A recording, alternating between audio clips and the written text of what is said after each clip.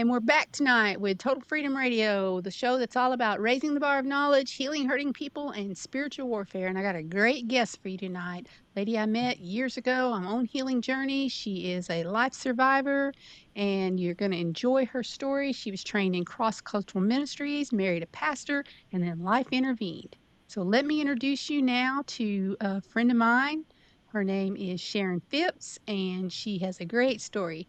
Sharon, tell us about yourself tonight and some of what's going on in your life and what you would like our audience to know. I have been a Christian since March 27th, 1977, and doesn't matter what the world seems to throw at me, that's something that's always going to stick. And life rolls by on this side of heaven in a way that we don't always appreciate. But at the end of everything, Jesus is always still Lord and He is in control. And I will say that forever.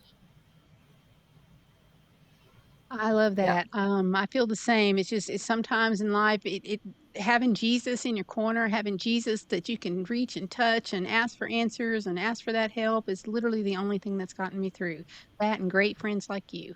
So tell me a little bit about being trained for a cross cultural ministry. You married a pastor. What were your life's goals when you were in that stage in your life? I had graduated from high school and I had gone to Bible college and I had met my husband and we went into full time ministry. Back in the 80s and 90s, we were clicking along and had 4 kids and things always looking rosy. And I've got this thing in my head there's something not right with dad. I got 4 kids thinking something's not right, something's not right. We were moving in a 3 cycle every 3 years, a new church. Every 3 years, a new church, a new position, a new state, another baby, you know. And I was like, why is everything in my life running around in 3 cycles, in a rhythm, in a starting over every 3 years? What's going on here? And I'm loving Jesus and I'm doing what you do, raising babies, and something's not right. Something's not right. And eventually things disintegrated enough that we were out of ministry. I didn't know why. He didn't want to do it anymore. We weren't on ministry. And then things disintegrate some more. And my oldest is in high school senior year and all the way down to a little one 9 years younger, 4 kids, and life's going on, but something's not right, can't figure it out. A large part of my history, I don't know what happened. Why did we leave that church? I don't know. Why did we go here? I don't know. Why did we do that? I don't know. But one day rolling in right after another, raising kids, don't have a lot of time to find out why. What's going on? Having a hard time making friends. Why am I having such a hard time making friends? Um, what's wrong with people? Why does everybody think I'm this evil person? Why am it all the time I make a friend? They're like, oh, you're the pastor's wife? I didn't know that. Oh, you're actually kind of nice. That's kind of a weird statement.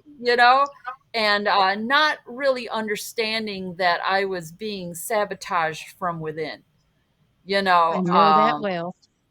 yes, and being gaslighted. Oh, that didn't really happen, but that did happen. Oh, no, that didn't happen. And there just always seemed to be a lot of confusion. Not sure why we were where we were, how we got to where we were, and um, not quite having the intimacy in my marriage that you're supposed to have either. There's something disingenuine, detached here, something not right, and it's not on my end. And then at some point, my ex husband declares that he's going to be an atheist. Oh, that's hard when you've spent your life preparing for ministry. So what do you do with that statement? And I'm not stupid. I married somebody going the same direction as I am. I didn't marry somebody who was wishy washy. I married somebody who was studying for ministry, who can read Greek and Hebrew, who was making this his life plan, just like I was, you know. So, okay, you're going to be an atheist. But laced in all of this was a conversation about um, how he could bury me in the backyard and nobody Wow. would find me, and that also the idea that Hitler was right. You know, Tell my audience the Hitler. significance of that for you. The significance of that for me is that during my marriage, my mother found her mother's grave in the Jewish cemetery. So if my grandmother's buried in the Jewish cemetery, I'm half Jewish. So Yes. we were always suspicious but didn't know. So Hitler is right. He can bury me in the backyard. No one would ever know. And a lot of significance there of just crazy talk. What do you mean you're going to be an atheist? What do you mean Hitler was right? What do you mean? And while we're having this conversation, I'm fully aware that he is not going to remember the conversation later, either out of convenience or because something's not right with dad. So I end up in this place where I'm divorcing the pastor. How are Christians going to understand that? And then Yes. it was part of knowing that he's lost it. He has mental breaks and he doesn't remember them. And even in spite of that, when he comes out of the mental break, he'll still be an atheist. Well, Because and there's also the guilt of you're a wife, you're a mother, you've signed on for life, you're ministerial minded. Was there guilt that, okay, I'm leaving him when he needs me? Because I know I had yes, that, and other women have had that as well. So yes. how do you But get from point A to point B but that finally this is enough. I've got to get out of this. but the realization came over me when we were having this discussion is that he's going to kill me, Mhm. bury me in the backyard, and not remember doing it. Ooh. He'll be arrested. He'll be found guilty because during these mental breaks, he would feel empowered to do things and think he can get away with it, but sloppy because he's having a mental health crisis. Yes. So, a lot of what he does, he in fact is not and could not remember. So then the whole idea that he's going to be arrested for something he's done and he's done it, but he won't remember, they won't know how to prosecute that, and I'll still be buried in the backyard, and I have 4 kids in tow.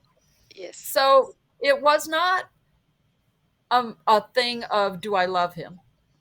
Mhm. It's that I've tried to get him help. He was seeing someone, flushed all of his medication, and Mhm. when he had been on that medication, I thought finally the man I married is back. So there was a week or two in there where the man I married was back, but his mental health has deteriorated over time and he wasn't going to come back, you know? So even though I was filing for divorce, it was a matter of I have to because I have 4 kids in tow. And then that always gets interesting because Yes. these are not conversations that you can have with children. I totally understand that. In fact, I remember a conversation that you and I had in Chicago that we're just having a conversation about our life and we're just thinking about it. We're downtown eating pizza and we're just talking and we look around and there's this hushed silence and everybody's looking at us like, "Ooh," and we're like, what? What? You know, And we're it's talking just about these things that if if he appears in the middle of the night, what do you do? How yes, do you tell your and children that this is taking place? I married a nice man. And so when Yes. he's not having a mental break, He's a nice man. I could introduce you. You'd love him. He is, in fact, a nice man. I'm not stupid. I married a nice man. You know what I'm And did you saying? have Whether trouble with other people understanding what's going on here because they did not see that part of him? I think The mental issues part.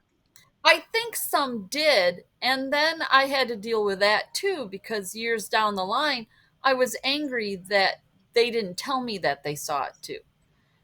We Yes. had a pastor's wife who worked with mental health issues all the time, and I remember coming up on them, her and her girlfriend, a pastor's wife and her girlfriend, coming up on them from behind, and then they turn around and they stop talking.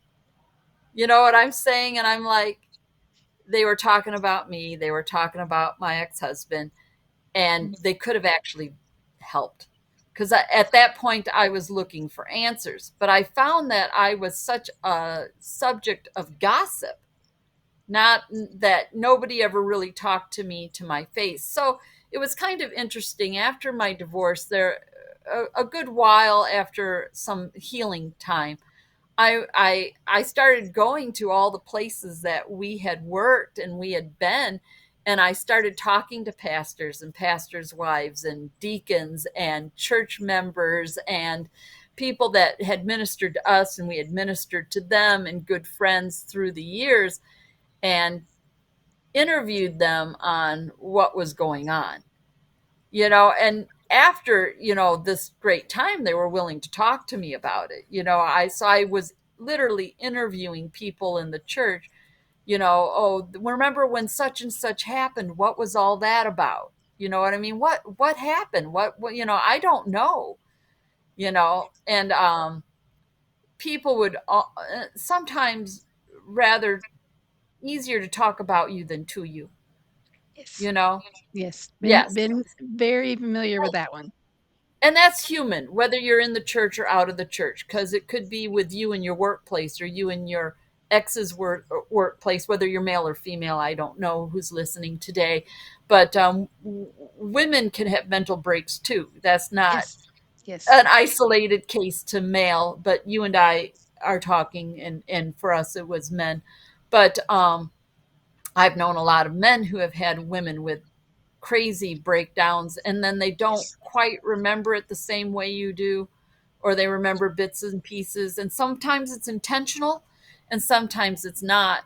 And through going through family, I've discovered that there are some things that run genetically, through his family. And then I Mhm. always think, well, I can't really be mean and nasty about that because they probably run in my family too.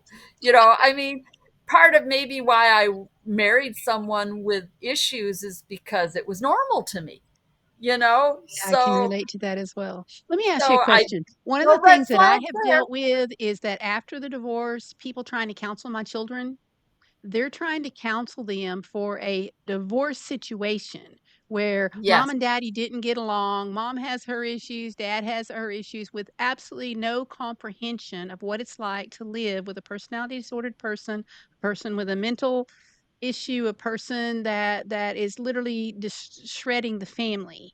And it's hidden because we're in the church. We take care of family. We keep our dirty laundry done. We don't know what's going on for a really long time. Like you said, we're not exactly sure where this is going. So I've dealt with the pushback of people. They're giving my children the wrong advice. Even counselors were giving me the wrong advice. It wasn't until a counselor diagnosed and I had trauma counseling that it really did some good. But my children weren't, they didn't get that. So what? How did you handle people basically judging or condemning you, or at least lumping you in as 50-50 when you've just dealt with this horrendous situation? Well, I've never been thin skinned. So that That's always is an issue, but probably unique to me is I didn't really care. So, nice. you know, I'm a tough tumbler, say it like it is, it gets me into trouble sometimes. So, I'll call a spade a spade. I don't play games. And maybe because there's been too much of it in my life, I had dear friends that asked me if they could go and minister to my ex and his new girlfriend. And they believed everything out of his mouth. They loved up on him. They thought, oh, we're going to love him back into Christianity. And they went all out and completely ignored me, the violated and injured party, you know. And I can relate they to liked everything you're her. saying. They liked her better than me. Mhm. And I have enough of you girlfriends out there who have divorced disordered people that I've kind of got had the heads up that that is just part of it. They are so good at what they do. The mental breaks were not that is a separate issue to my ex-husband having a disorder. I believe he had two things going on at the Comorbid, same time. comorbid, yeah. So one thing can be medicated, one thing could not be. You Well, see, and know, the more that I have studied bipolar, narcissism, psychopathy, the whole 9 yards, the more I see the elements, the more I see exactly it's following this line, and how well the lying can do, and I'm telling you, there's nothing like a smear campaign from a personality yeah, disordered person. I'm here. I can raise my hand. I oh raise yeah, both oh hands. So, Sharon, yeah, give yes, me just a minute to acknowledge my sponsors, and then I want to ask you specifically after your divorce. You just had an Sharon is our expert on being sued, being in court yes, after the yes, divorce. So, let me acknowledge my sponsors, and we'll get right back to that. yes. And I want to start with my insurance business because right now, people, I would love to write some insurance. I'm between day jobs, and it would really help.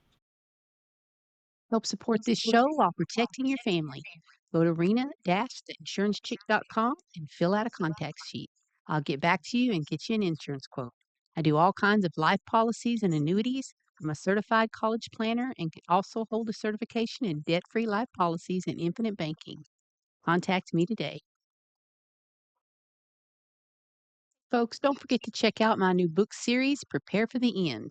Just go to rinalynn.com and click on any book cover, and it'll take you straight to Amazon. You can get them in paperback or ebooks.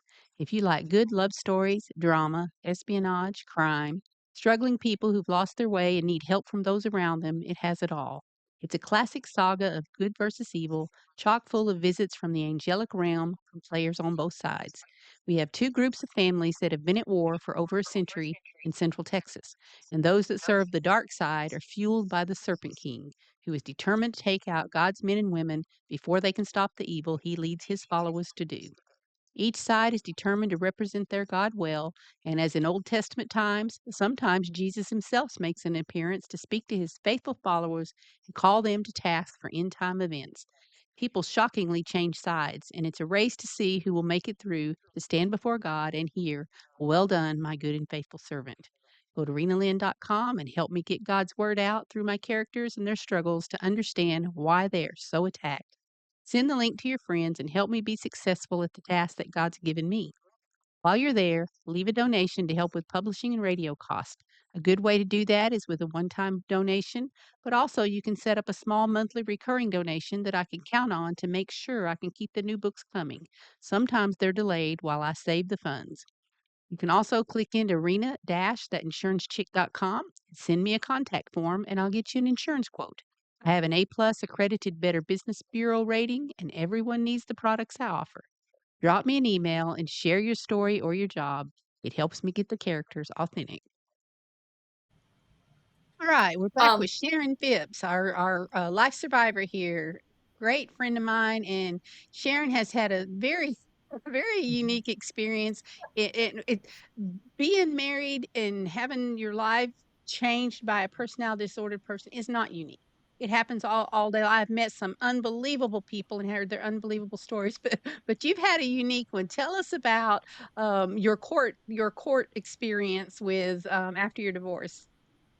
you would I like to go around and brag that I've had more court experience than most lawyers.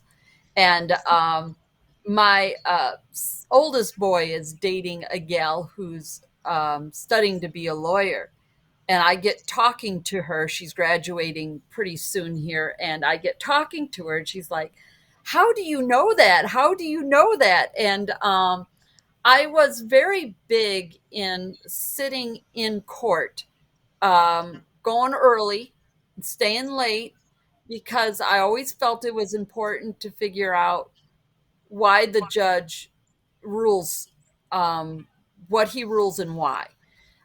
If you want to win in court, you have to figure out what the judge always rules in favor of. Like, does your state do 50-50 for child support? Where you got a week for the child, they got a week for the child visitation, and everybody keeps their own money?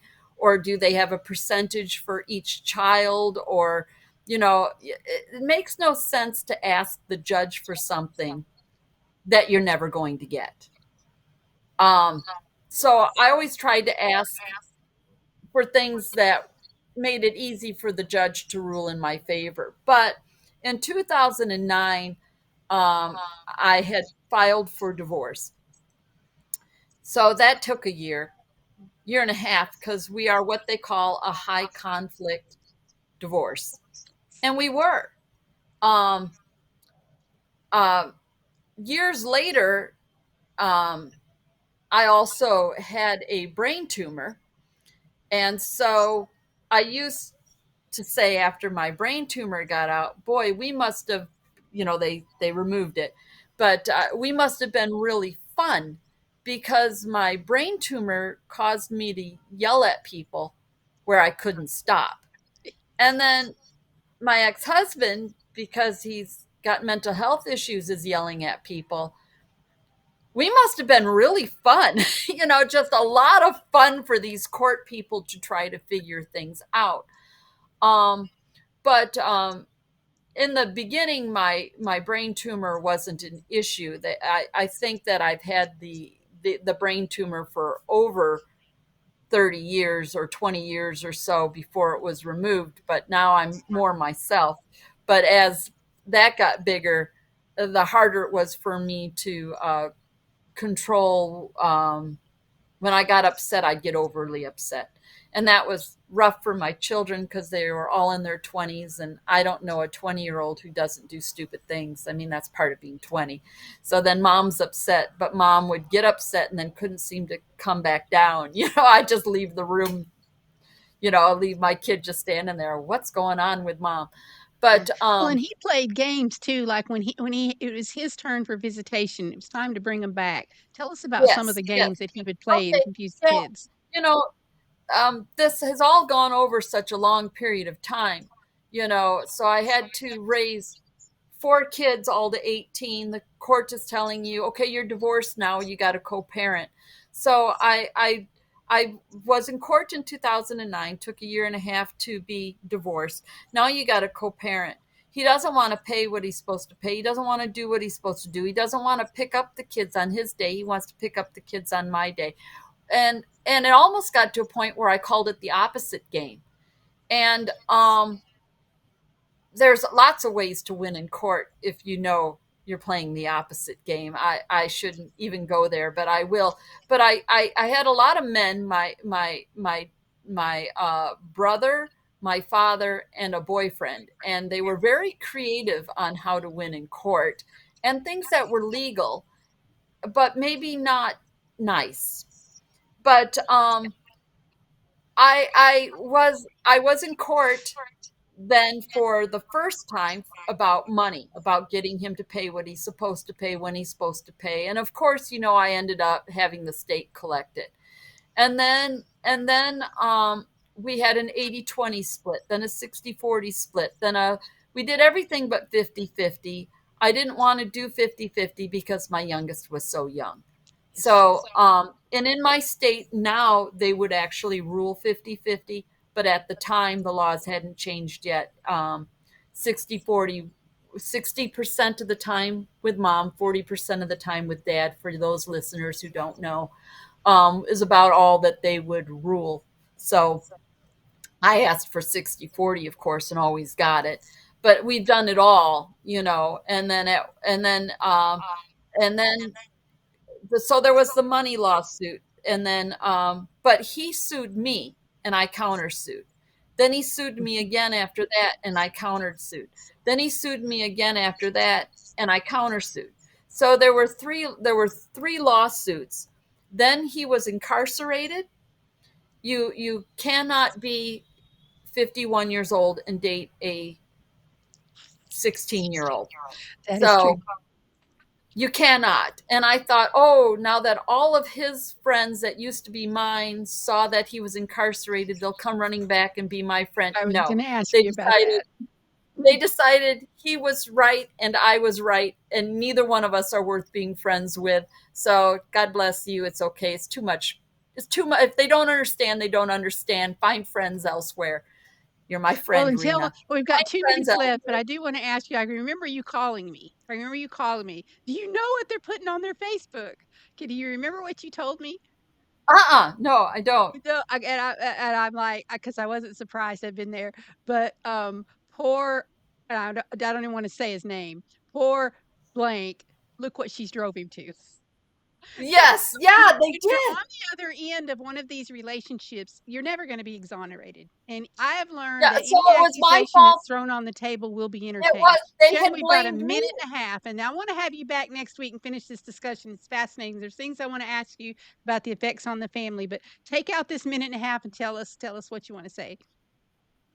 So, I just encourage those that are in court to always stay calm because they'll throw everything at you, and the courts will believe that you're both disordered, Yes. and you don't want to leave them to that. And old friends will believe you're both disordered. Just stay calm. And I say that as a person who had a brain tumor in my head that made me scream at people. Yes.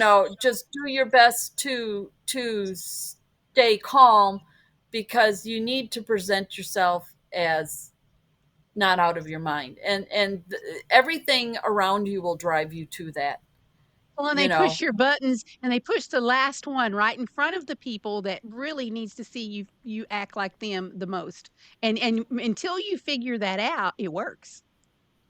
it works. And the moment you figure out that you're being calm, whenever you're reacting, always react as if you're talking to the judge, Well, and I not think that and for me, it's like be the most comfortable person in the room. Whatever anybody else does, remove yourself emotionally from that and be the most comfortable person in the room. And that yes. helps you not get those buttons Yes, pushed. All right, Sharon, I'll have you back next week, and thank you so much for coming on Total Freedom Radio and sharing us, and we'll see you next week. I'm looking forward to it.